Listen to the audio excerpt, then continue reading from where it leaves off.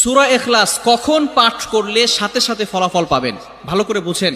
সূরা ইখলাস হচ্ছে পবিত্র কোরআনুল কারীমের ভিতরে ছোট সূরাদের ভিতরে অন্যতম একটি সূরা। তবে ফজিলতের দিক থেকে সূরা ইখলাস হচ্ছে গুরুত্বপূর্ণ ফজিলত, এবং এই সূরাটা এমন একটা সময় আল্লাহ পাক রব্বুল আলামিন নাজিল করে দিয়েছেন যখন আল্লাহ রাসূল সাল্লাল্লাহু আলাইহি ওয়াসাল্লাম দ্বীনের প্রচার করতে লাগলেন।